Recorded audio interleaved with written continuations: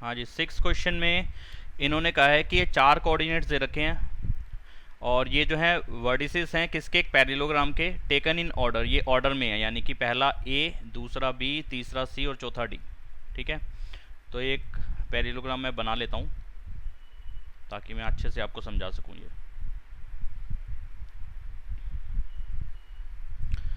तो इसका एक आसान तरीका आप समझा रहा हूँ जो कि फर्स्ट एक्सरसाइज में मैं नहीं बता सकता था, अब मैं बता सकता हूँ आपको।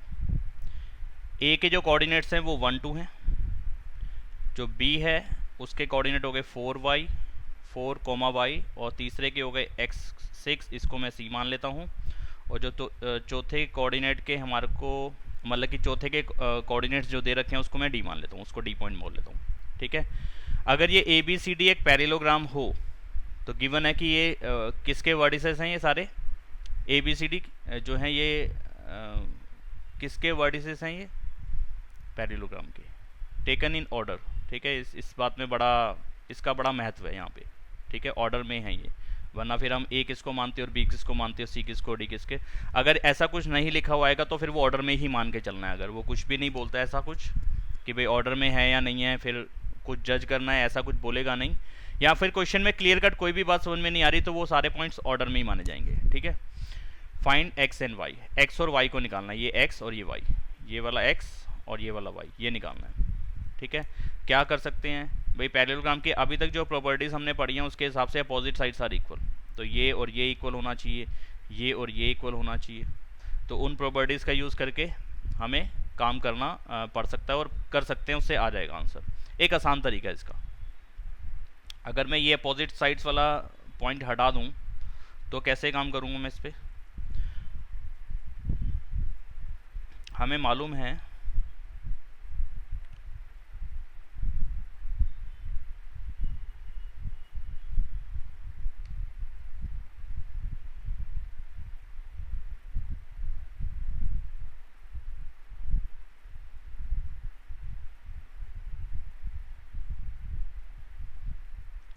जो पैरेललोग्राम के डायगोनल्स होते हैं ना, वो एक दूसरे को क्या करते हैं, बाइसेक्ट करते हैं। ठीक है, वो एक दूसरे को क्या करते हैं, बाइसेक्ट करते हैं। बाइसेक्ट करने का मतलब, अगर ये ए और सी का, मतलब कि ये इंटरसेक्टिंग पॉइंट को अगर मैं थोड़ी देर के लिए क्या मानूँ, ई लिख देता हूँ, ओ नहीं लिखता, ई लिख देता हूँ, ओ में कन्फ्यूज़न रहती है जीरो जैसी, ई लिख देता हूँ इस पॉइंट को। तो ई क्या होगा, यानी कि ए ई और ई सी का डिस्टेंस इक्वल होगा। दूसरी बात, डी ई और ई बी का डिस्टेंस भी इक्वल होगा। ठीक है, क्योंकि डायगोनल्स जो है पैरेललोग्राम के वो क्या करते हैं, एक दूसरे को बाइसेक्ट करते हैं। बाइसेक्ट करने का मतलब आधा करते हैं, हाफ करते हैं, हाफ करते हैं। यानी कि ई पॉइंट जो बनेगा एक तरीके से वो ए सी का भी मिड पॉइंट होगा और डी बी का भी मिड पॉइंट होगा। ई जो है वो ए सी का भी मिड पॉइंट होगा और डी बी का भी मिड पॉइंट होगा। ठीक है, अगर ये पैरेललोग्राम है तो ये बात होनी ही चाहिए। ठीक है, जो ई के कोऑर्डिनेट्स हैं वो अगर आप थोड़ी देर के लिए क्या, इस क्वेश्चन के लिए आप मान लो ए कॉमा बी या पी कॉमा क्यू, यानी कि x वाली वैल्यू को, e की x वाली वैल्यू को p मान लो और e की y वाली वैल्यू को q मान लो। x कोऑर्डिनेट को p मान लिया, y कोऑर्डिनेट को q मान लिया। ठीक है जी, मान सकते हैं, कोई दिक्कत उसमें है नहीं। अच्छा, फिर होगा क्या, तो प्रॉपर्टी है कि diagonals of a parallelogram bisects each other, एक दूसरे को क्या करते हैं, वो बाइसेक्ट करते हैं। इसका मतलब, इस बात का मतलब क्या हुआ, इस बात का मतलब हो गया कि E is the mid point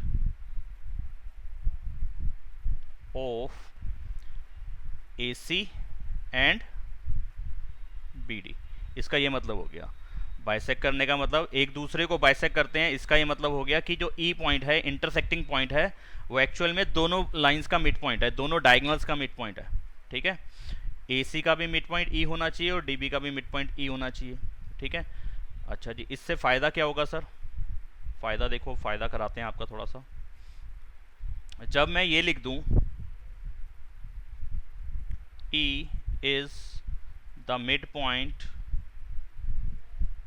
of AC, अगर मैं E को एक बार AC का मिड पॉइंट लूं तो E के कोऑर्डिनेट कैसे बनने चाहिए, ई के कोऑर्डिनेट कैसे बनने चाहिए। जो ई के कोऑर्डिनेट है वो पी और क्यू लिखे हुए हमने, लेकिन ई के कोऑर्डिनेट्स अब बनेंगे कैसे। मिड पॉइंट रूल से बना सकते हो ना। कल हमने एक फॉर्मूला पढ़ा था मिड पॉइंट फार्मूला।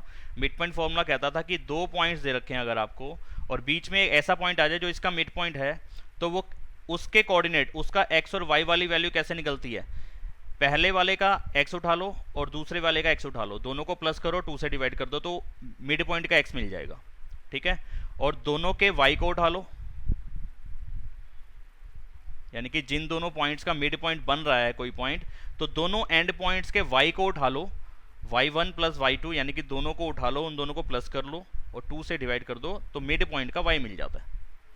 ठीक है, याद आ रहा है। ये ऊपर मैं दिखा देता हूँ, कहीं ना कहीं लिखा होगा यहाँ पे।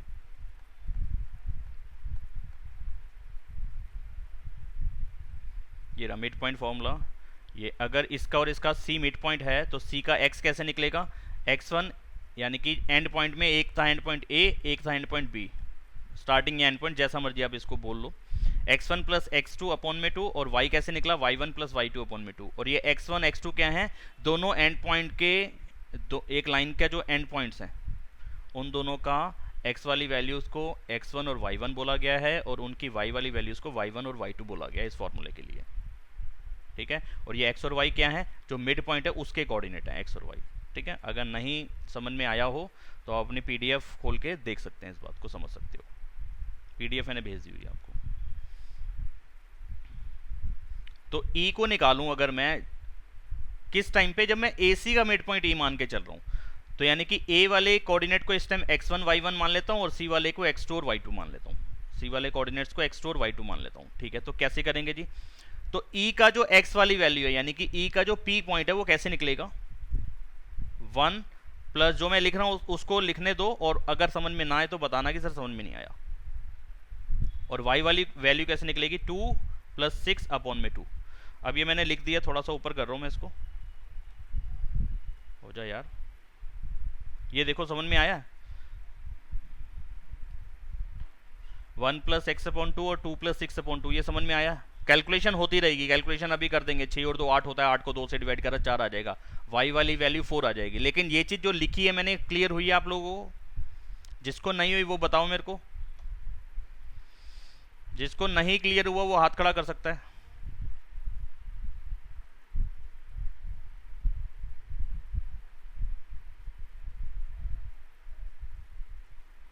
अच्छा ठीक है, हो गया। जब मैं E को मिड पॉइंट ले रहा हूं dB का, अगर E is the mid point of BD या DB, तो E के कोऑर्डिनेट्स तब कैसे लिखे जाएंगे, E के कोऑर्डिनेट्स तब लिखे जाएंगे x1, यानी कि इस टाइम पे D वाले कोऑर्डिनेट्स को मैं x1 y1 मान रहा हूं और B वाले कोऑर्डिनेट्स को x2 और y2 मान रहा हूं। वो मान सकते हो आप, उस b वाले को x1 y1 मान लो और d वाले को x2 y2 मान लो, उससे फर्क नहीं पड़ेगा। तो e के कोऑर्डिनेट्स कैसे बनेंगे जी, x वाली वैल्यूज को, दोनों के x वाली वैल्यूज को प्लस करो और 2 से डिवाइड कर दो, तो e का x मिल जाएगा, और दोनों के y वाली वैल्यूज को प्लस करो और उसको 2 से डिवाइड करो, तो e की y वाली वैल्यू मिल जाएगी। बोलो ये बात समझ में आई कि नहीं आई। अगर किसी को डाउट तो हाथ खड़ा कर सकता है वो। ठीक है, तो यानी कि ये E के कोऑर्डिनेट्स, E के कोऑर्डिनेट्स मिल गए मुझे, यानी कि E के कोऑर्डिनेट्स मैंने माने थे P Q, E के कोऑर्डिनेट्स मैंने माने थे P Q, यानी कि P की वैल्यू ये है, Q की वैल्यू ये है, दूसरी बार P की वैल्यू ये है, Q की वैल्यू ये है। ये तो वही बात होगी ना कि मैंने ऐसे था, कहीं पे मैंने कहा कि एक पॉइंट था T, इसके कोऑर्डिनेट्स थे 5,3, फिर दूसरी बार मैंने कहा T, इसी के कोऑर्डिनेट्स हैं 10 अपॉन में 2 और 9 अपॉन में 3। बात तो वही है ना, लिखने का तरीका चेंज कर दिया, कटने के बाद ये 5 ही बनेगा, कटने के बाद ये 3 ही बनेगा। यानी कि T के कोऑर्डिनेट्स होंगे वही 5 और 3, लेकिन लिख दिया दूसरे तरीके से कि 10 अपॉन 2 और 9 अपॉन 3, वही यहाँ पे हो गया। E के कोऑर्डिनेट्स एक बार लिख दिया 1 प्लस एक्स अपॉन में 2 और दूसरी बार लिख दिया 4 प्लस 3 अपॉन में 2, यानी कि रिजल्ट जो है वो सेम होगा, आंसर जो होगा वो सेम होगा। E के y कोऑर्डिनेट को, यानी कि E की y वाली वैल्यू को 2 प्लस 6 अपॉन 2 यानी कि 4 आना चाहिए, ये 4 था डायरेक्टली ये, लेकिन दूसरी तरफ मैंने कैसे दिखा दिया, 5 प्लस वाई या वाई प्लस 5 अपॉन में 2। हेलो, हाँ जी,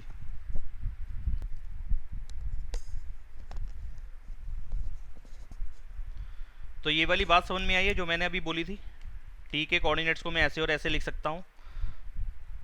तो इसका मतलब जो 1 प्लस एक्स अपॉन में 2 है या 4 प्लस 3 अपॉन 2 है, ये एक ही बात को रिप्रेजेंट कर रहे हैं, एक ही बात को बता रहे हैं, ई की एक्स की वैल्यू को, ई पॉइंट की एक्स वाली वैल्यू को दोनों बता रहे हैं ये, तो यानी कि दोनों इक्वल होने चाहिए। और जब मैं क्रॉस मल्टीप्लाई करूंगा तो यहाँ पे 2 से 2 कट जाएगा। अगर आपको ये काटना समझ में नहीं आया हुआ तो आप प्रॉपर क्रॉस मल्टीप्लाई करके, यानी कि 2 से 1 प्लस एक्स को मल्टीप्लाई करना और 2 से 4 प्लस 3 यानी कि 7 इंटू 2 14 आ जाएगा ये। तो इसको सिंप्लीफाई करोगे तो यही आएगा जो मैं यहाँ कैलकुलेशन करने वाला हूँ। यानी कि अगर मैं x निकालूँ तो ऐसे लिखूंगा ना, 4 और 3 कितना हो जाएगा, ये 7, और ये 1 उधर जाके माइनस हो जाएगा, तो x की वैल्यू कितनी आएगी, 6। तो x की वैल्यू कितनी मिल गई मुझे, 6 मिल गई। ऐसे ही e का जो y कोऑर्डिनेट था उसको मैंने लिखा था q, ठीक है, दोनों बार q की वैल्यू को, एक बार q की वैल्यू तो ये आ रही है, एक बार q की वैल्यू ये आ रही है, इसका भी मतलब यही हुआ कि 2 प्लस 6 अपॉन में 2 ये y को रिप्रेजेंट कर रहा है, e का y वैल्यू को रिप्रेजेंट कर रहा है, और e की y वाली वैल्यू को मैं ऐसे भी लिख सकता हूँ, 5 प्लस वाई अपॉन 2 मैंने लिखा हुआ है वहाँ पे, क्वेश्चन के हिसाब से यही बनता है। यहाँ पे क्रॉस मल्टीप्लाई करोगे ये 2 से 2 कट जाएगा, y की वैल्यू को अगर निकालना है तो ये 5 उधर जाके माइनस हो जाएगा, यानी कि 6 और 2 कितने, 7, 7 माइनस 5 ऐसे लिख सकते हैं, 7 माइनस 5 यानी कि 2। तो y की वैल्यू कितनी आ गई, 2, और x की वैल्यू कितनी आ गई, 6। और यही मेरा क्वेश्चन, यही मेरे को पूछा गया था क्वेश्चन में कि फाइंड x एंड y। तो ये जब भी पैरेललोग्राम, रोम्बस, स्क्वायर, अगर इसी हिसाब से क्वेश्चन आ रहा है कि चारों कोऑर्डिनेट्स दे रखे हैं और उसमें से किसी की y वाली वैल्यू गायब है और किसी की x वाली वैल्यू गायब है, तो ये बड़ा आसान तरीका रहेगा करने के लिए, ठीक है। और इसमें बतेरे क्वेश्चन है जो टेढ़े हैं वो उसी टाइम पे कराएंगे, एक्स्ट्रा के टाइम पे। अभी फिलहाल एनसीईआरटी में तो कुछ नहीं है, एक आधा एग्जाम्पल है अच्छा, नहीं ऑप्शनल के अंदर एक अच्छा क्वेश्चन है, शायद पहला या दूसरा क्वेश्चन ही अच्छा है, वो अभी इतना याद नहीं है लेकिन है जरूर। समझ में आ गया सभी को ये क्वेश्चन? Yes sir. y की वैल्यू 3 नहीं आएगी? मैंने कोई कैलकुलेशन मिस्टेक कर दी है क्या? 6 और 2 7 लिख दिया, देखो 8 आना था, 8 में से 5 गया 3 आएगा।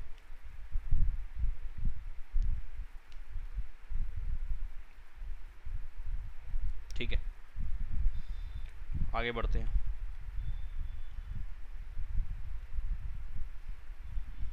8th क्वेश्चन बड़ा ही प्यारा है, बहुत बहुत अति प्यारा क्वेश्चन। तो अति प्यारा थोड़ी देर में करा दूं कि अभी करा दूं? करा ही देते हैं। तो प्यारा क्वेश्चन, ठीक है। तो इसमें कह रहा है if A and B are इतना और इतना, ठीक है, ए और बी इतना है रिस्पेक्टिवली, ठीक है जी। पहला एक ए के लिए, दूसरा बी के लिए। Find the coordinates of P, P के कोऑर्डिनेट्स निकालो such that A P is equal to 3/7 part किसका, ए बी का। अच्छा, अब थोड़ी देर के लिए जरा ये सोचो और मुझे बताओ कि भाई कौन सी वैल्यू इसमें से बड़ी है, ए बी बड़ा है, ए पी बड़ा है, पी अंदर आएगा, पी बाहर आएगा। यानी कि देखो किस तरीके की बात है, आपको समझाते हैं। ए और बी 2 पॉइंट्स हैं, ए के कोऑर्डिनेट्स आपके सामने हैं -2, -2, और जो बी है उसके कोऑर्डिनेट्स हैं 2, -4, ठीक है। अब वो कहता है जी इसके अंदर कहीं पे पी पॉइंट आ रहा है, अंदर नहीं बोला उसने, उसने कहा find the coordinate of P, P के कोऑर्डिनेट्स निकालो such that A P is equal to 3/7 of A B. अब मुझे नहीं मालूम ना कि अंदर है कि बाहर है, पी इसके अंदर है या पी इसके बाहर है। अभी ये आइडिया नहीं लगा पा रहा हूँ कि पी यहाँ पे कहीं डालूं या इस लाइन को एक्सटेंड करके यहाँ पे कहीं पे पी डालूं या कहाँ डालूं, मुझे ये क्लियर नहीं हो रहा है। तो इसके लिए थोड़ा सा हम अपनी तरफ से ना एक एग्जांपल ले लेते हैं इसी क्वेश्चन के लिए कि ए बी की वैल्यू को ऐसी वैल्यू ले लो जो 7 के टेबल में आती है, यानी कि 3/7 लिखा है ना, तो 7 के टेबल में आने वाला एक नंबर मान लो। 14 मान सकते हो 7 के टेबल में आता है, 7 मान सकते हो 7 के टेबल में आता है, 21 मान सकते हो 7 के टेबल में, कोई भी नंबर लेके वैसे कर सकते हो, लेकिन ज़्यादा आसान रहेगा कि हम ऐसा नंबर ले लें जो 7 के टेबल में आता हो। ठीक है, तो A P is equal to 3/7 A B, या तो इस तरीके से लिख लो कि इस तरीके की बात कर लो जो मैंने अभी बताई कि ए पी को एक ऐसा नंबर मान लो, ये 7 के टेबल में आता है। फिर दूसरा तरीका भी बताता हूँ, देखना कौन सा आपको समझ में आया ज़्यादा। तो मैंने ऐसा करा कि मैं इसको 14 मान लेता हूँ, 7 के टेबल में आने वाला नंबर। तो मैंने ए पी को क्या मान लिया, 14 मान लिया। 7 से काटा, कितना आ गया 2, और ए पी की वैल्यू कितनी बन गई 6। ए पी की वैल्यू कितनी बन गई 6, यानी कि पी पॉइंट ए बी के डिस्टेंस से, ए पी के डिस्टेंस से, यहाँ पे ए बी है, सॉरी यहाँ पे ए बी है, ए बी को मैंने कितना माना, जरा ध्यान दो इस बात पे, ये समझ में नहीं आई तो फिर गड़बड़ कर सकते हो आप क्वेश्चन के सॉल्यूशन के टाइम पे। ए बी की वैल्यू को कितना मान लिया मैंने, अपनी तरफ से मान लिया 14। कौन सा नंबर लिया मैंने, जो नीचे वाले फ्रैक्शन का डिनोमिनेटर पार्ट जो था उसके टेबल में आता हो, ताकि काटना पीटना मेरे लिए आसान हो, क्योंकि मुझे खुद सोचना है ना। तो मैंने एक ऐसा नंबर ली थी जो 7 के टेबल में आता है। तो मैंने ए बी को कितना माना, देखो मैंने ए बी को लेट किया 7, ठीक है। कैलकुलेशन करने के बाद ए पी कितना आया, देखो 6 आया, ये रहा, यानी कि ए बी की लेंथ 7 थी, तो ए पी की लेंथ कितनी आई 6 आई। तो यानी कि पी पॉइंट ए बी से, हमने यहाँ पे ए भी तो 14 लिया है, ए बी तो 14 लिया है, ठीक है, ए बी बड़ा है, ए बी 14 लिया है, तो ए पी कितना आया 6 ही आया, ए पी तो 6 ही आया ना। तो यानी कि ए बी की लेंथ बड़ी है और ए पी की लेंथ छोटी है, बी पॉइंट ए से ज्यादा दूर है, पी पॉइंट ए से कम दूर है। यही समझ में आ रहा है ना मुझे, ठीक है। तो ये पॉइंट यहां कहीं पे आ गया कि पी पॉइंट ए से लेकर के पी तक का डिस्टेंस तो सिर्फ 6 है, और ए से लेकर के बी तक का डिस्टेंस 14 है। तो मैं कह सकता हूं कि पी पॉइंट ए बी के बीच में कहीं आ रहा है।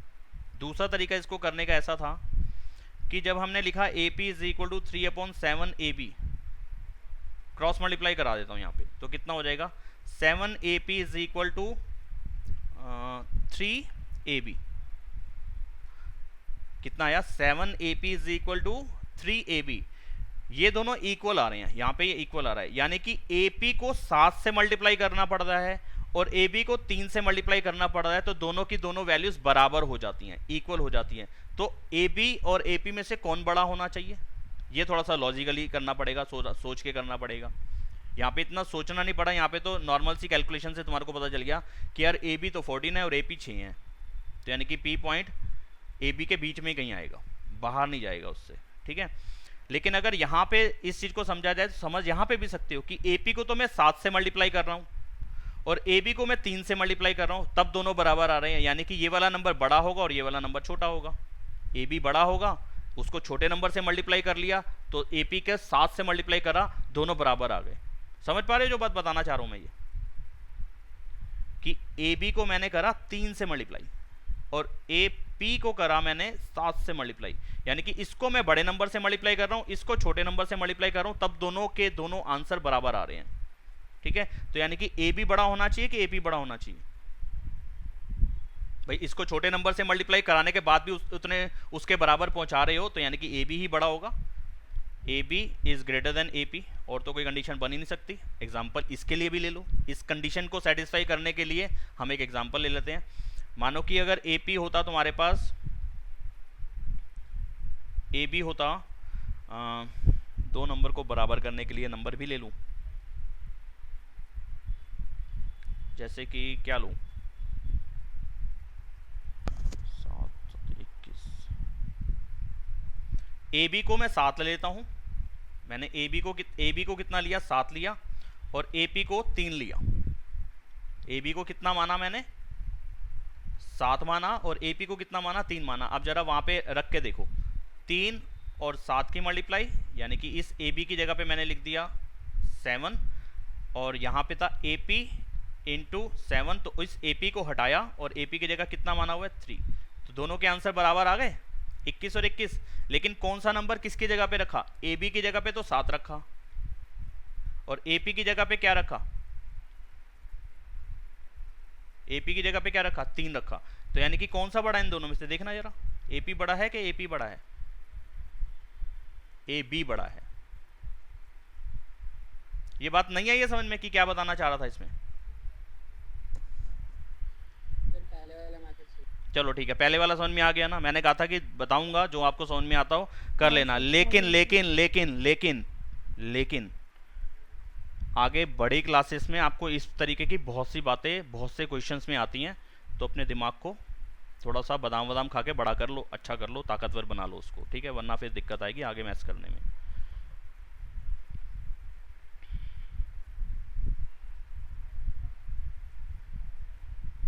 क्योंकि अब बड़ी क्लासेस में सिर्फ फॉर्मूले पे काम नहीं चलने वाला कि हर चीज़ का एक फॉर्मूला बता दिया जाएगा और आप काम कर लोगे, नहीं होगा मैथ्स। आपको कुछ बातें सोच के भी लिखनी पड़ेंगी।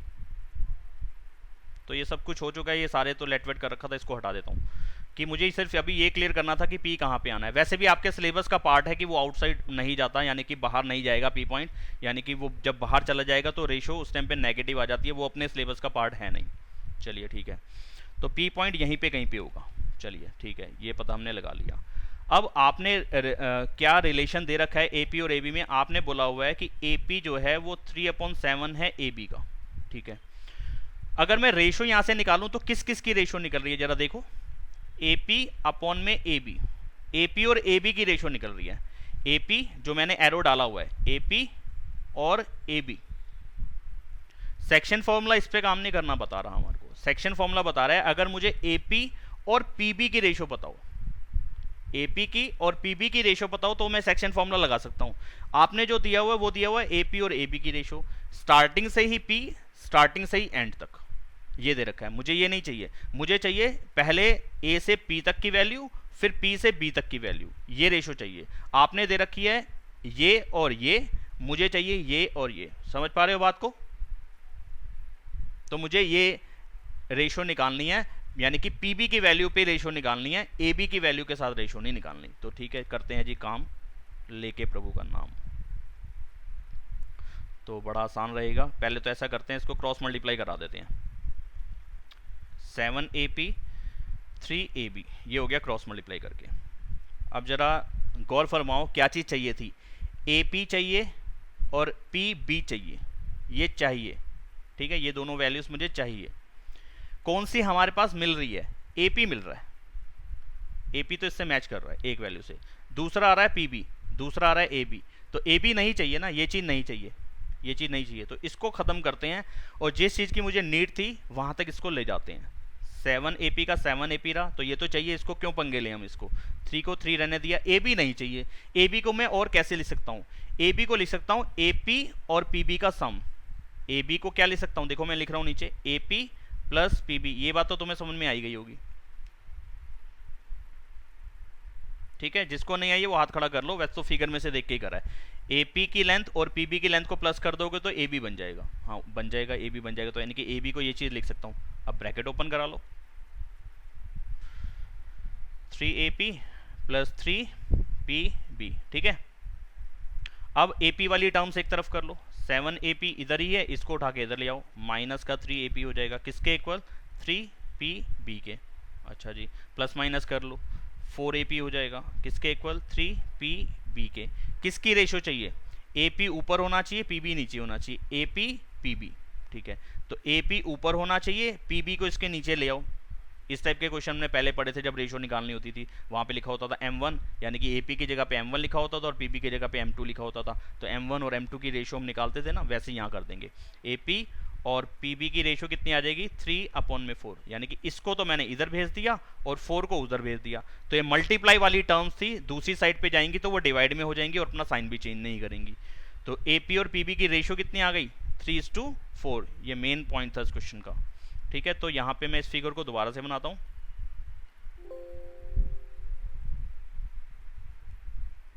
ये A पॉइंट था, ये B पॉइंट था, यहाँ पे कहीं पे P पॉइंट था, तो ये आ गया मेरे पास 3:4। ये चीज़ मुझे पता चल गई जो पहले नहीं पता थी, इनडायरेक्टली आपने दे रखी थी इस बात को, ये इस तरीके से आपने बोल रखा था। अब मैंने निकाल लिया उसको। अब A के कोऑर्डिनेट्स क्या थे, दोबारा से लिख लेते हैं ऊपर से देख के, -2 -2 और B के कोऑर्डिनेट्स हैं 2 -4। P के कोऑर्डिनेट्स निकालने हैं, यानी कि इसको मैं x और y मान लेता हूँ। अब कर पाओगे इसको? अब तो ऐसे हो जाएगा सेक्शन फॉर्मूला से, सेक्शन फॉर्मूला बना इसके लिए कि P के कोऑर्डिनेट्स x और y जिसको हम मानते हैं, यानी कि जिसकी वजह से रेशो बन रही है, उसके कोऑर्डिनेट डायरेक्टली निकल जाएंगे सेक्शन फॉर्मूला से। ठीक है, तो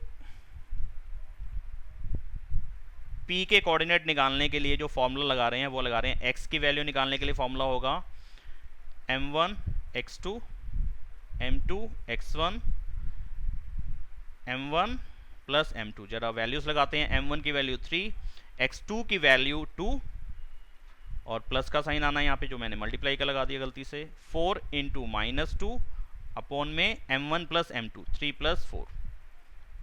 ठीक है, यानी कि क्या करते हैं हम इस टाइप के क्वेश्चन में, जो एंड पॉइंट्स होते हैं, यानी कि एक लाइन का स्टार्टिंग पॉइंट और एंड पॉइंट ऐसे मर्जी बोल दो आप इसको, यानी कि ए के कोऑर्डिनेट को x1 y1 मान रहा हूँ, बी के कोऑर्डिनेट को x2 y2 मान रहा हूँ, रेशो वाले पार्ट को पहले को m1 मान रहा हूँ, दूसरे को m2 मान रहा हूँ, और p के कोऑर्डिनेट जो जिस पॉइंट की वजह से रेशो बन रही थी उसके कोऑर्डिनेट को x और y मान रहा हूँ, वही यहाँ पे निकलते हैं।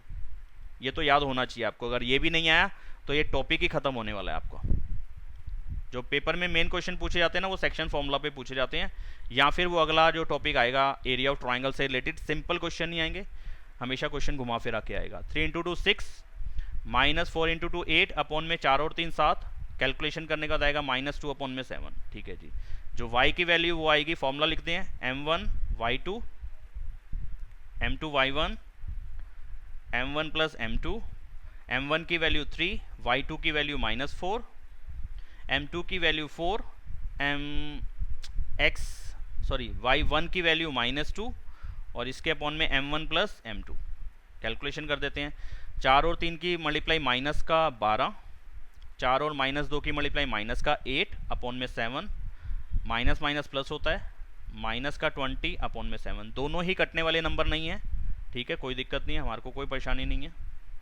तो जो p के कोऑर्डिनेट आ गए वो आ गए, x की वैल्यू आई 2/7 और y की वैल्यू आ गई माइनस का 20 अपॉन में 7। ये मेरे आंसर रहेंगे। और इसके अलावा और कुछ पूछा उन्होंने?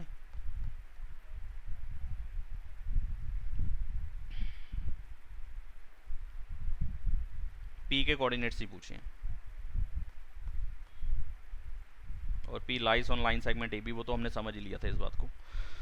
तो आंसर चेक कर लो आप लोग, मुझे आंसर शीट खोलनी ही पड़ेगी आप लोग को अगर दिखाना है तो।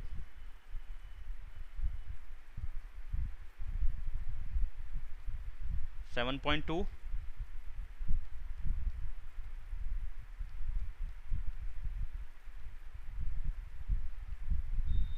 क्वेश्चन नंबर कौन सा था?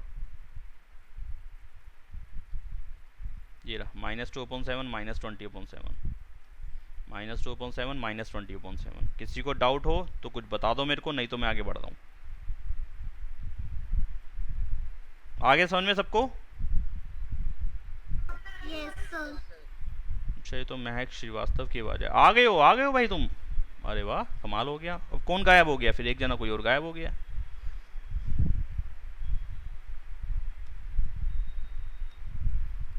प्रश्न संख्या 9, 9th क्वेश्चन।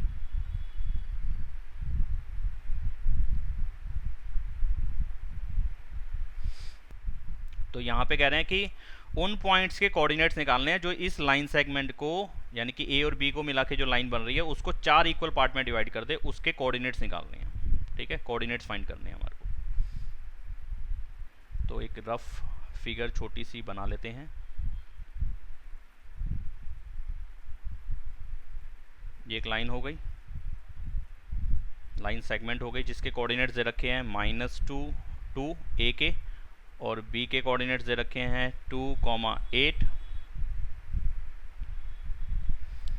अब इसके ऊपर हमारे को 4 इक्वल पॉइंट बनाने हैं, मतलब कि 4 इक्वल पार्ट करने हैं इसके। तो जितने पार्ट करने को बोलेगा उससे एक कम पॉइंट लगाने पड़ते हैं, यानी कि 4 इक्वल पार्ट करने हैं तो 3 पॉइंट आएंगे। इससे पहले एक क्वेश्चन हमने पढ़ा था ट्राइसेक्ट करने का मतलब 3 इक्वल पार्ट करने हैं तो हमने 2 पॉइंट लगाए थे, यानी कि जितने भी पार्ट करने हैं उससे एक कम करके पॉइंट्स लगाने होंगे। ठीक है, ये इसका शॉर्टकट है। तो 4 इक्वल पार्ट्स करने हैं ना, तो 4 में से एक कम कर दो, कितना आएगा? 3। तो इस लाइन के ऊपर 3 पॉइंट्स लेने पड़ेंगे, एक पॉइंट, दूसरा पॉइंट, और ये लाइन पे ये बल्ब कैसे जल जाता है? चलो कोई बात नहीं, पता नहीं क्यों चल रहा है ये बल्ब। तो एक पॉइंट आ गया ये, इसको लिख दिया C, इसको लिख दिया D और इसको लिख दिया E। इन तीनों के कोऑर्डिनेट्स निकालने हैं। तरीके तो हैं हमारे पास 2, इस क्वेश्चन करने के तरीके हैं 2। आसान भी है, एक थोड़ा मुश्किल भी है, ठीक है। तो अब हमें सोचना होगा कि हम आसान कितनी जल्दी समझ पा रहे हैं और लगा पा रहे हैं कि नहीं। एक तरीका है कि हम पहले सी के कोऑर्डिनेट्स निकालें, ठीक है, सी के कोऑर्डिनेट्स निकाल लें। ये आसान तरीका नहीं रहेगा कि पहले मैं सी के निकालूं, ठीक है, या पहले मैं ई के कोऑर्डिनेट्स निकाल लूं, ये भी आसान तरीका नहीं रहेगा। अगर बोलो, अगर अगर अगर अगर मैं आपसे बोलूं, बेटा ध्यान से सुनो, अगर मैं आपसे बोलूं कि सी के कोऑर्डिनेट्स आप निकालो, मैं नहीं चाहता कि आप किसी आसान तरीके से करो, मैं नहीं चाहता कि किसी आप स्पेशल कोई मुश्किल तरीका ढूंढो, ठीक है, या स्पेशल कोई आसान तरीका ढूंढो। मैंने कहा डायरेक्टली सी के कोऑर्डिनेट्स निकालने शुरू कर दो। तो क्या करने वाले हो, क्या दिमाग कह रहा है? अगर सी के कोऑर्डिनेट्स निकालने को बोलूंगा तो कैसे कर पाओगे, बताओ, कोई जना बताओ मुझे।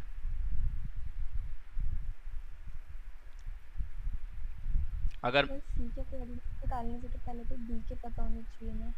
नहीं, ये तो जरूरी नहीं है। कोई बताओ क्या कहना चाहते हो, और कोई? रौनक जैन गायब है। मेरा भी है, सी के कोऑर्डिनेट्स निकालने से पहले डी के निकालने पड़ेंगे। डी के निकालने पड़ेंगे, ओके। और कोई जना? महक अग्रवाल, क्या कहते हो बेटा? सी पॉइंट निकालिए या फिर हम सॉल्यूशन स्टार्ट कैसे करें वो बताना है। अगर सी के निकालने हैं तो कैसे करेंगे ये पूछ रहा हूँ मैं। सर हम हर एक पार्ट को x अपॉन में 4 ले लेंगे, फिर AC को बन जाएगा x अपॉन में 4, और CD, D और EB तीनों को ऐड कर देंगे, इनकी रेशियो भी कर देंगे, तो हमारे पास M1 M2 आ जाएगा।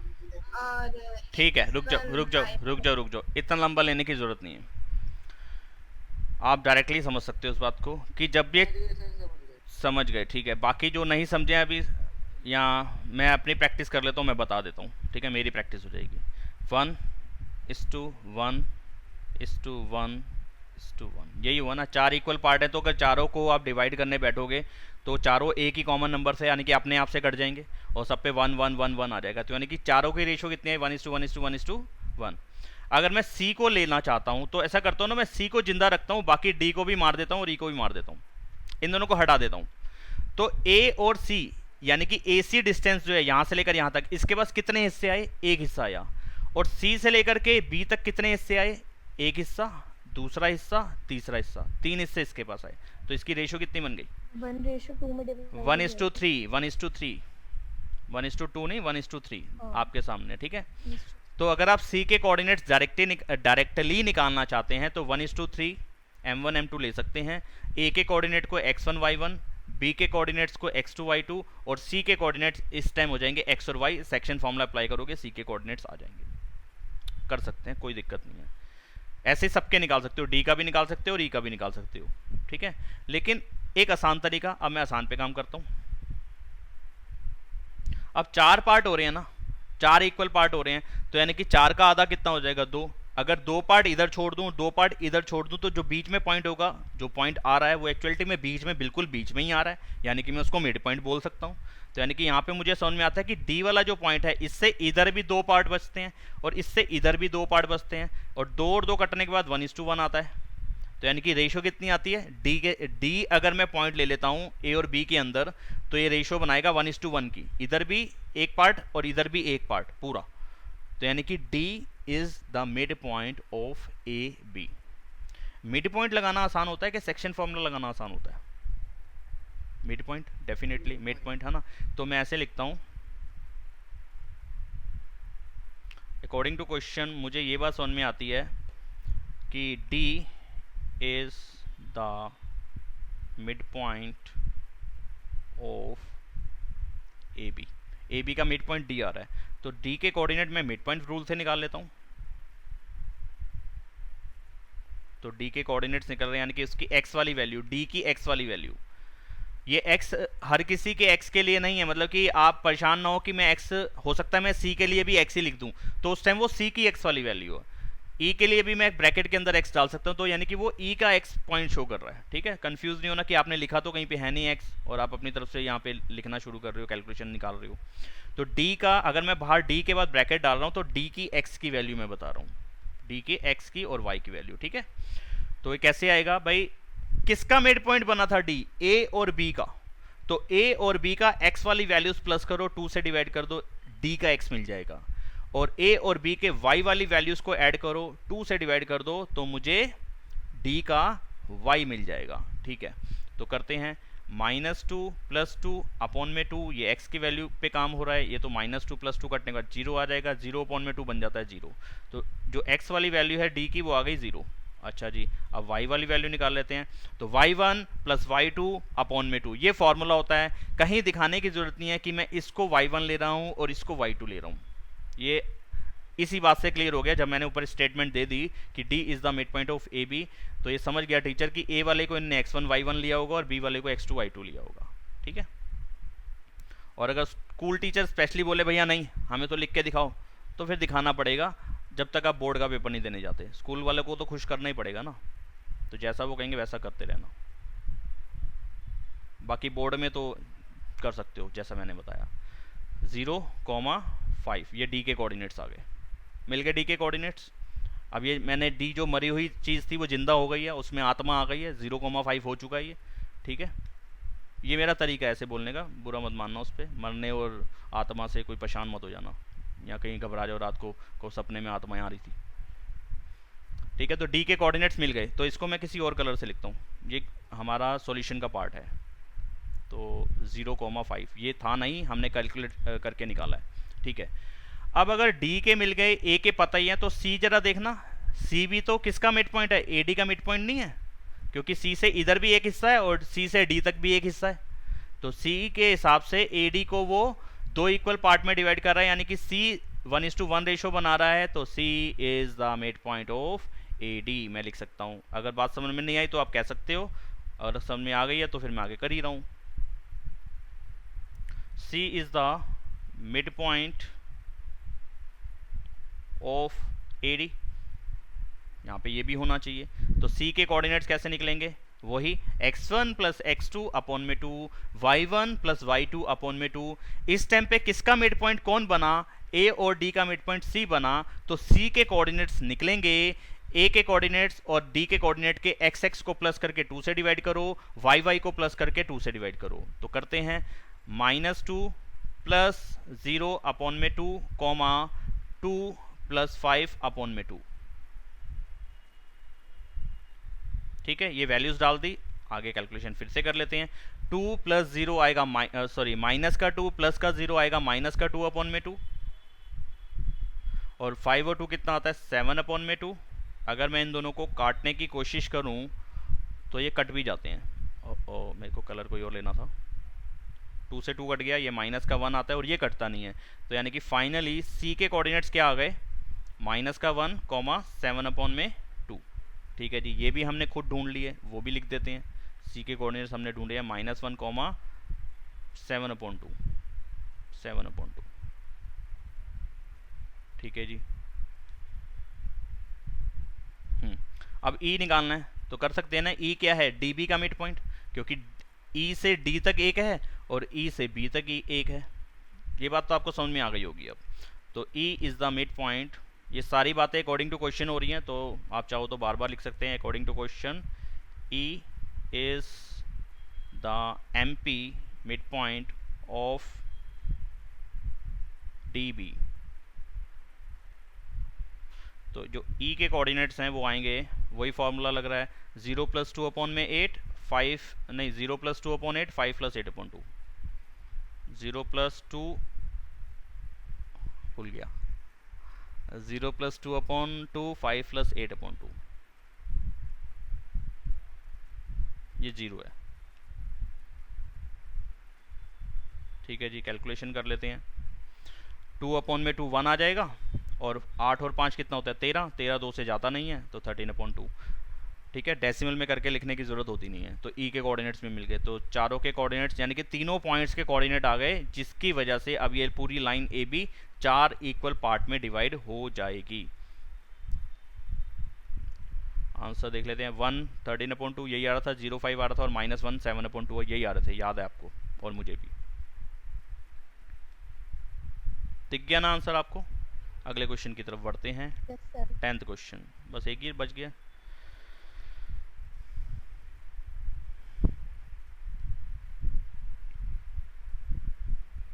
सर 7 भी तो बचा है। 7 भी करा देंगे अगर बचा है तो। 7 बचा है अभी नहीं कराया, तो पहले 7 करते हैं। किसी ने बोला ही नहीं पहले, ना मैंने ध्यान करा। Find the coordinates of a point A के कोऑर्डिनेट्स निकालो where A B is the diameter of the circle of a circle whose centre is इतना एंड बी इज इतना। सर्कल पे बड़े अच्छे क्वेश्चन बनते हैं इस टाइप के, ठीक है। तो एक क्वेश्चन उन्होंने दे ही रखा है, तो जरूर इस पे काम करते हैं। एक सर्कल बनाते हैं, सबसे पहले एक प्यारा सा सर्कल आपके सामने, और यहाँ पे कहीं पे है इसका सेंटर, ठीक है। तो आपने बोला ए के कोऑर्डिनेट्स निकाल रहे हैं। अब ए कहाँ पे है इस चीज को उन्होंने बता रखा है, A B is the diameter of a circle. तो ए बी है वो उसका डायमीटर है, तो डायमीटर भी बना देते हैं यहाँ पे।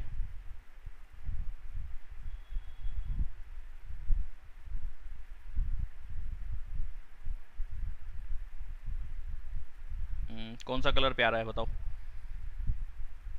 ये वाला कर लेते हैं, ठीक है।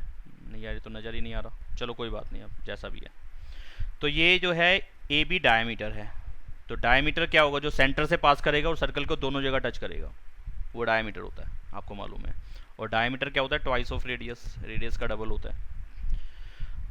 और डायमीटर कहाँ से पास करेगा ये तो मालूम ही है ना, सेंटर से ही पास करेगा, तो सेंटर इसी लाइन के ऊपर आएगा, ए बी के ऊपर आएगा, ठीक है जी। और वो कहता है जिसका सेंटर है 2, -3, तो यानी कि ये सेंटर के जो कोऑर्डिनेट्स हैं वो आपने दे रखे हैं 2, -3। बी के कोऑर्डिनेट्स दे रखे हैं 1, 4। ए के कोऑर्डिनेट्स निकालने हैं, यानी कि उसको ऐसा करता हूँ मैं, मान लेता हूँ एम और एन, नहीं एम और एन तो रेशो के लिए ज़्यादातर मानते हैं ना, तो वैसे मान सकते हो कोऑर्डिनेट्स के लिए। अगर आप यहाँ कहीं फिगर के अंदर मेंशन कर देते हो कि एम और एन में यहाँ पे इसके कोऑर्डिनेट मान रहा हूँ, तो वो ज़बरदस्ती नहीं है कि फॉर्मूले का पार्ट है जी, आप यहाँ पे मान ही नहीं सकते, ऐसा कुछ नहीं है। तो मैं ऐसा करता हूँ, कन्फ्यूज़न ख़त्म करते हैं, ए और बी मान लेता हूँ इसके कोऑर्डिनेट्स को, ए और बी के। तो अब बताओ क्या तरीका आप लगा सकते हो, क्या आ रहा है दिमाग में। ए के कोऑर्डिनेट्स निकालने हैं, अब तीनों में रिश्ता ढूंढ लो, इन तीनों पॉइंट्स के अंदर। Let O be the centre of circle, ठीक है।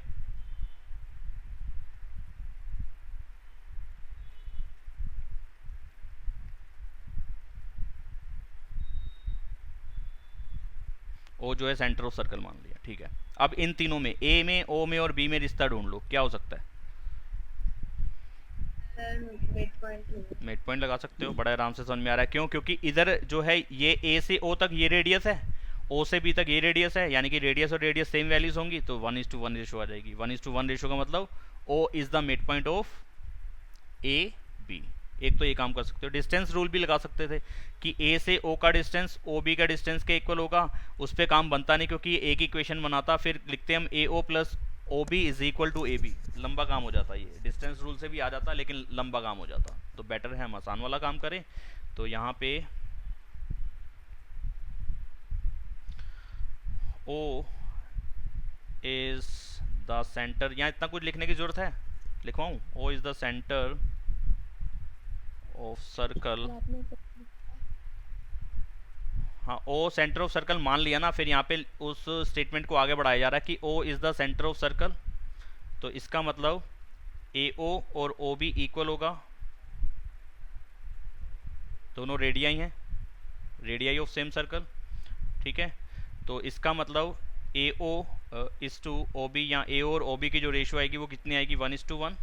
और इसलिए अब मैं लिख सकता हूँ इट इम्प्लाइज या देयरफॉर ओ, इतना लंबा से लिखने की जरूरत नहीं थी। अगर ओ सेंटर ऑफ सर्कल है तो मिड पॉइंट होगा ही होगा, लेकिन चलो ठीक है, अगर मिड पॉइंट वाली बात को प्रॉपरली दिखाना है आपने तो ऐसे ही आप दिखा सकते हो। ओ इज द एमपी, यानी कि mid point, member of parliament नहीं है, ठीक है। एमपी मतलब मिड पॉइंट है हमारे मैथ्स के अंदर, mid point of A B, ठीक है जी। तो ओ के कोऑर्डिनेट निकलने चाहिए, ओ के कोऑर्डिनेट पे ही काम होगा, अपने आप वैल्यूज बन जाएंगी। ओ के कोऑर्डिनेट मैं निकाल सकता हूँ अगर मैं निकालना चाहूँ, वैसे तो दिए हुए हैं सर, निकाल क्यों रही हूँ, उसी में तो सारा रहस्य छुपा हुआ है, जो दिया हुआ है, लेकिन उस पर ही काम करना पड़ेगा क्योंकि उसका रिलेशन, ओ का रिलेशन यहाँ पे ए बी के साथ बनता है। O is the mid point of A B, तो ओ के कोऑर्डिनेट निकलने चाहिए थे इस तरीके से जैसे मैं करके बता रहा हूँ, कैलकुलेशन करके बता रहा हूँ। यानी कि किसका किसका मिड पॉइंट ओ है, ए और बी का, तो ए और बी के एक्स वाली वैल्यूज को प्लस करो, 2 से डिवाइड कर दो, a + 1/2, तो o का x बन जाएगा। अच्छा, o का y कैसे बनेगा, ए और बी की वाई वाली वैल्यूज को प्लस कर लो और उसको 2 से डिवाइड कर दो, तो ओ का वाई बन जाएगा। ठीक है जी, लेकिन ओ का एक्स और वाई तो आपने दे रखा है 2, -3, तो इसका मतलब ये हो गया, इसके बाद हम ऐसे लिख सकते हैं देयरफॉर a प्लस 1 अपॉन में 2 के इक्वल होना चाहिए, एंड b प्लस 4 अपॉन में 2 माइनस के 3 के इक्वल होना चाहिए। ठीक है, क्रॉस मल्टीप्लाई करके हम a को निकाल लेंगे, क्रॉस मल्टीप्लाई करके हम b को निकाल लेंगे करके, मतलब कि क्रॉस मल्टीप्लाई करके। तो a प्लस 1 किसके इक्वल आया, 2 × 2 4, a की वैल्यू कितनी आ जाएगी, 1 उधर जाके माइनस हो जाएगा, 4 - 1 यानी कि 3।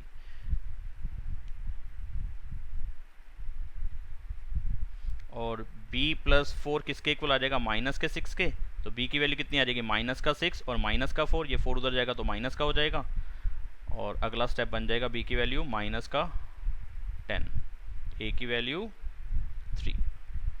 तो हमारे को a और b ही शायद निकालना था। हाँ, a और b मतलब a के कोऑर्डिनेट्स थे,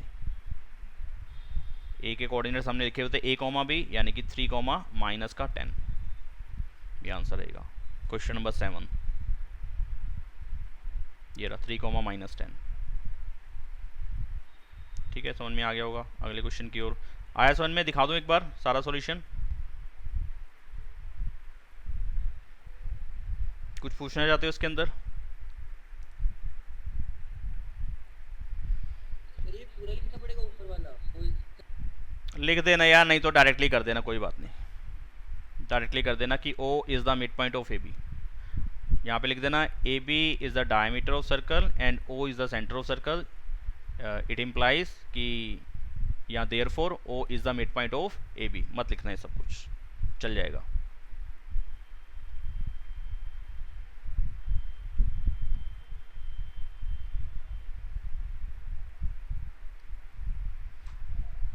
दसवें प्रश्न की ओर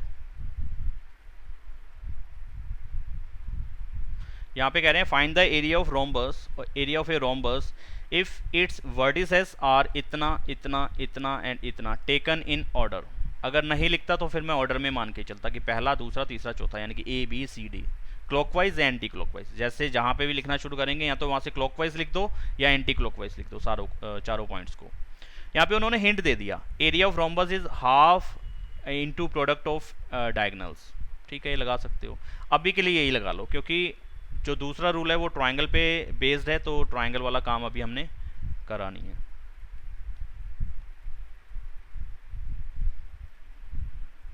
तो एक रोम्बस बना लेते हैं।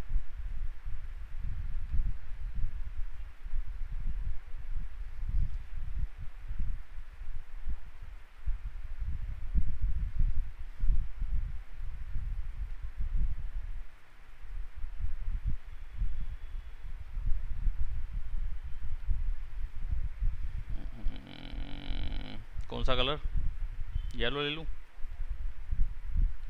हाँ सर। तो A के कोऑर्डिनेट्स मैंने लिख दिए 3,0, B के कोऑर्डिनेट्स लिख दिए मैंने 4,5, C के कोऑर्डिनेट्स लिख दिए -1, 4 और D के कोऑर्डिनेट्स लिख दिए -2, -1। ऑर्डर में लेने हैं तो मैंने यहाँ पे क्लॉकवाइज चला दिया है, A को ऊपर लेके फिर क्लॉकवाइज लिखने शुरू कर दिया। फिर वो कहता है एरिया ऑफ रोम्बस क्या है, half into product of its diagonals. Diagonals के प्रोडक्ट को आधा कर दो, उसका एरिया आ जाएगा। ठीक है जी, इसकी भी वैसे डेरिवेशन है इस फॉर्मूले की भी, छोड़ो अब नहीं बताते। तो सबसे पहले डायगोनल्स की लेंथ निकालनी पड़ेगी हमें। ए बी की लेंथ कैसे निकालेंगे, डिस्टेंस फॉर्मूला से। ए सी की लेंथ, दूसरा डायगोनल क्या है, ए सी है, तो ए सी की लेंथ कैसे निकालोगे, डिस्टेंस फॉर्मूला से। ठीक है जी, निकालते हैं। तो पहले मैं निकालता हूँ B और D की लेंथ, कितना आ जाएगा, रूल कहता है x2 - x1 का स्क्वायर प्लस y2 - y1 का स्क्वायर। सारे फॉर्मूले आपको याद रहने चाहिए, ऐसा ना हो कि आप ये तब के लिए छोड़ के चल रहे हो कि जिस दिन पेपर होंगे उससे एक दिन पहले याद कर लेंगे, तो भूल जाना कि मैथ्स होने वाला है आपका, सही भूल ही जाना। ठीक है, जब भी मैथ्स के फॉर्मूले, रूल्स रटने का या समझने का या याद रखने का एक ही तरीका है, आप प्रैक्टिस करो, ज़्यादा प्रैक्टिस करो, करे हुए क्वेश्चंस को भी प्रैक्टिस करो, वहाँ पे जो रूल्स लिखने हैं वो खुद लिखो और बुक से मिलाओ, या किसी रजिस्टर से मिलाओ जहाँ पे हमने सही से फॉर्मूले लिखे हुए हैं कि वहाँ से मिल रहे हैं, बराबर मैच कर रहे हैं कि नहीं कर रहे हैं। अगर नहीं कर रहे हैं तो दोबारा फिर से लिखने की कोशिश करो, बार बार क्वेश्चन पे अप्लाई करो, खुद से लिखो। ये ना हो कि आप शीट खोल के बैठे हो हमेशा बार बार, या पीछे आगे पलट पलट के लिख रहे हो। भूल जाना, फॉर्मूले याद भी नहीं होंगे और काम भी नहीं कर पाओगे, सब बेकार हो जाएगा। तो बी डी का डिस्टेंस निकाल रहे हैं 4 माइनस -2 इसका स्क्वायर, यानी कि x2 माइनस x1। ये आपको समझ में आना चाहिए। इस टाइम मैं x2 इसको मान रहा हूँ, x1 इसको मान रहा हूँ, लिख के दिखाने की या वहाँ पे बार बार लिखने की ज़रूरत नहीं रहनी चाहिए। ये तो आता है ना, डिस्टेंस फॉर्मूला लगाना सबको आता है कि नहीं आता? बता दो मेरे को, या यहीं से घूसा वूसा फेंक के मारूं? बताओ। आता है सर। भेजूं घूसा एक? आता है, सबको आता है? मनमीत बताओ। Yes. मनमीत मैसेज मत करना कोई जना, जिसके पास माइक है बोल दो। चलो वीर, बेटा वीर, सब कुछ समझ में आ रहा है जो बता रहा हूं? वंश, वीर,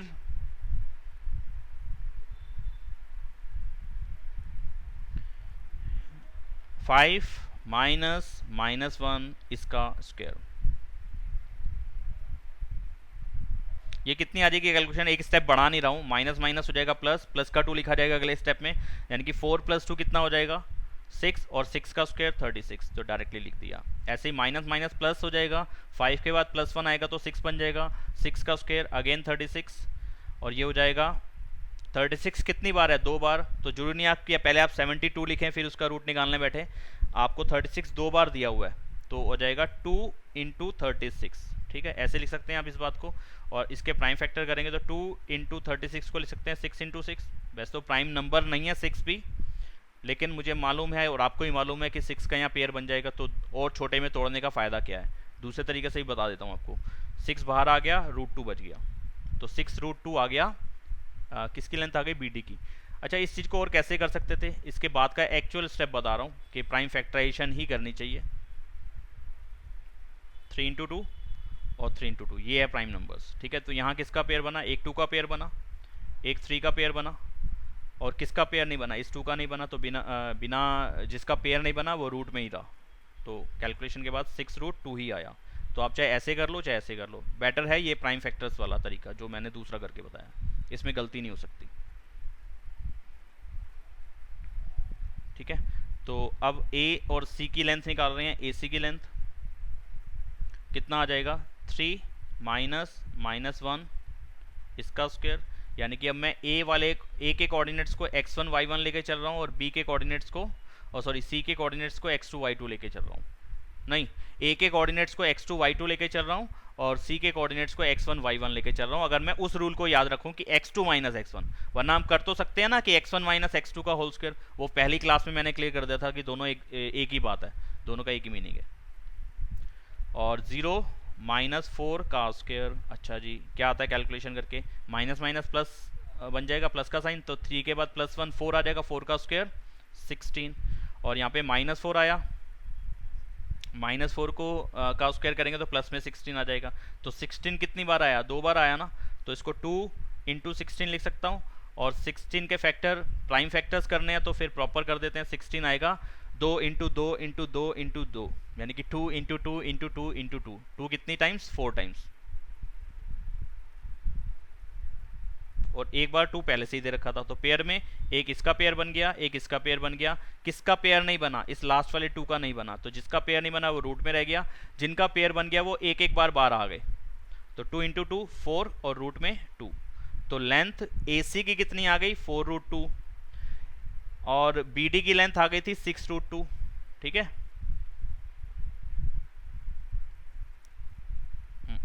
कलर ही सिलेक्ट नहीं होते यार।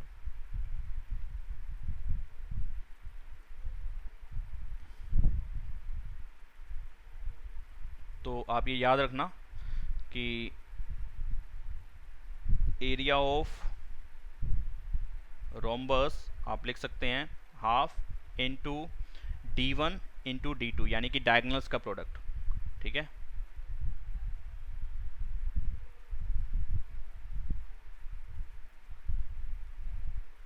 डायगोनल्स का प्रोडक्ट। ठीक है, उसको मैंने d1 d2 दिखा दिया, यहाँ डायरेक्टली वही फॉर्मूला लिख दो, डायगोनल्स का प्रोडक्ट ऑफ डायगोनल्स। अच्छा जी, ½ × पहला डायगोनल कितना है, एक की लेंथ कितनी आई है 6√2 और दूसरे की आई है 4√2। तो क्या होगा यहाँ पे 2 से कट जाएगा 6, 3 पे 4 और 3 की मल्टीप्लाई 12, √2 और √2 की मल्टीप्लाई 2, 12 इंटू 2 24।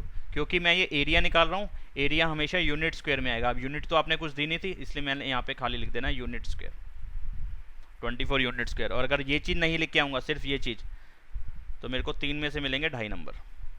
किसकी वजह से? सिर्फ यूनिट स्क्वायर ना लिख के आने की वजह से, ठीक है। क्योंकि वहाँ पे टीचर बैठे हैं, उनको हिदायत दी हुई है कि बच्चों का खून चूसो, उनके नंबर चूसो जहाँ से चूस सकते हो, ठीक है। तो वो जगहें देखेंगे कहाँ कहाँ पे हम काम बच्चों का ख़राब कर सकते हैं, तो मत मौका देना उनको कि नंबर कटेगा इनसे। तो 24 यूनिट स्क्वायर अपने का मतलब कि आंसर रहेगा इस क्वेश्चन का। देख लेते हैं एक बार, ये रहा 24 यूनिट स्क्वायर। तो यूनिट स्क्वायर ऐसे लिख दो, स्क्वायर यूनिट, या यूनिट स्क्वायर जैसे मैंने लिखा था वैसे लिख दो। मेरे ख्याल से एक क्वेश्चन और रह गया इसका, हाँ जी। कौन सा था नंबर बताओ? ये वाला थर्ड क्वेश्चन। थर्ड क्वेश्चन देखो, पढ़ो। वो कह रहा है पहले एक बार आप लोग खुद पढ़ लो, ताकि मैं तब जब बोलूँ तो आपके दिमाग में कुछ ना कुछ हो। पहले एक बार खुद पढ़ लो।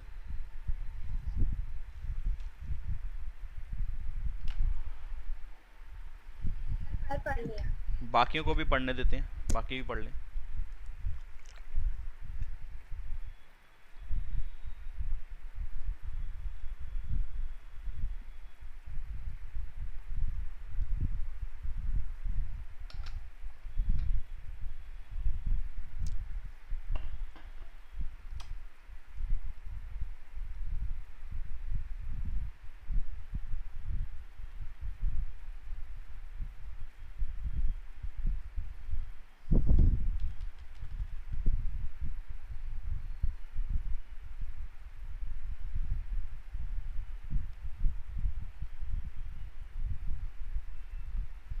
यार स्क्रीन हैंग कर जाती है।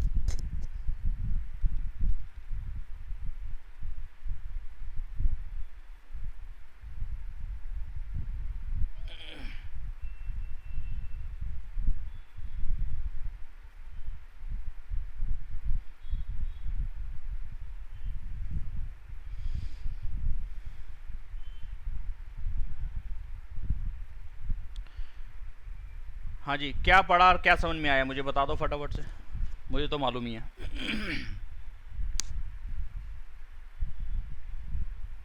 सबने पढ़ लिया?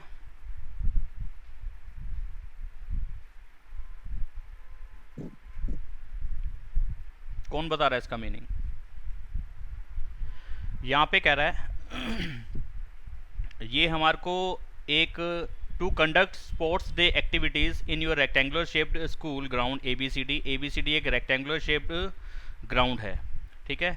Lines have been drawn with chalk powder at the distance of 1 metre each. 100 flower pots have been placed at a distance of 1 metre from each other along AD as shown figure 7.12, ठीक है। 7.12 figure के अंदर यहाँ पे AD line के ऊपर, ठीक है, यहाँ पे इसके साथ साथ हमारे को 100 फ्लावर पॉट्स रखे हुए हैं 1-1 मीटर के गैप में, यानी कि 1 मीटर के बाद एक रख दिया, फिर 1 मीटर के बाद एक रख दिया, फिर 1 मीटर के बाद एक रख दिया, 1 मीटर के बाद एक रख दिया, यानी कि 100 रखे हुए हैं, ठीक है। Niharika runs 1/4 the distance AD। Niharika runs 1/4 the distance AD on the second line. Second line पे निहारिका AD डिस्टेंस कवर करती है, AD डिस्टेंस कवर करती है कितना? 1/4 ऑफ डिस्टेंस AD।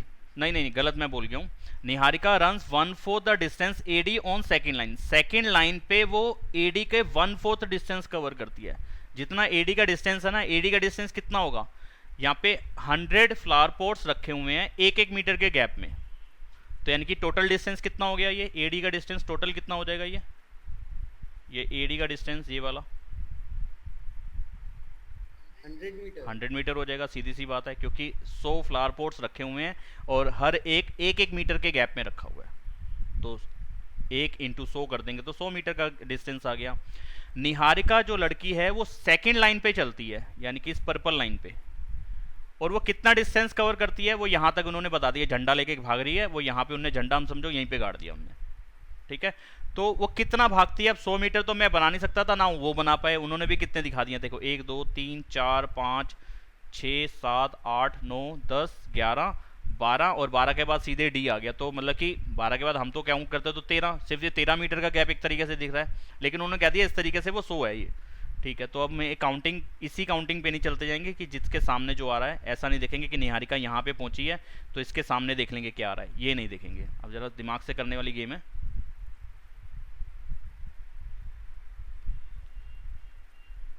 तो निहारिका सेकेंड लाइन पे चलती है, कितना 1/4 डिस्टेंस, कितने का, एडी का, एडी का 1/4 डिस्टेंस कवर करती है सेकेंड लाइन पे। तो यानी कि कितना भागी वो, एडी कितना है जी 100 है, एडी की लेंथ कितनी है 100 है, तो 100 का 1/4 करना, 4 से काटना, इसको कितना आएगा 25 आएगा ना, यानी कि इसने कितना डिस्टेंस कवर करा, 25 मीटर का डिस्टेंस कवर करा। निहारिका कितना भागी, 25 मीटर भागी, 25 मीटर भागी, कितना रन करा उसने 25 मीटर। इस बात को समझ पा रहे हो सारे बच्चे? Yes sir. तो यानी कि वो कौन, उसके कोऑर्डिनेट क्या होंगे, इस कार्टेशियन प्लेन की बात करूं अगर मैं, इस ग्राउंड के ऊपर उसकी पोजीशन अगर मैं बताने की कोशिश करूं तो कौन सी पोजीशन पे वो पहुंची, वो सेकंड लाइन पे 25 मीटर भाग गई, सेकंड लाइन पे 25 मीटर गई। तो यानी कि इसके कोऑर्डिनेट बनेंगे निहारिका के, ब्लैक पेन ले लेता हूं, नहीं आया, निहारिका के जो कोऑर्डिनेट बनेंगे वो बनेंगे सेकंड लाइन पे, यानी कि वो एक्स को शो कर रहा है, ए बी लाइन जो है वो एक्स एक्सिस को शो कर रही है, ए डी लाइन जो है वो वाई एक्सिस को शो कर रही है। तो सेकंड लाइन पे 25 भागी, यानी कि 25वें फ्लावर पोर्ट के सामने पहुंच गई होगी वो, ठीक है। तो 2,25 इसके कोऑर्डिनेट बने, निहारिका के कोऑर्डिनेट्स क्या बने 2,25। अच्छा जी, ऐसे ही वो उसने क्या करा, 1/4 distance AD on second line and post a green flag, और उसने यहाँ पे क्या कर दिया है, ग्रीन कलर का एक झंडा लगा दिया, ठीक है जी। ये ग्रीन यानी कि उसके किसके कोऑर्डिनेट लिखूं, निहारिका के लिख देता हूँ, एन ही डाल देता हूँ यहाँ पे। समझ में आ रहा है, डायग्राम में समझ पा रहे हो, दिख रहा है सबको?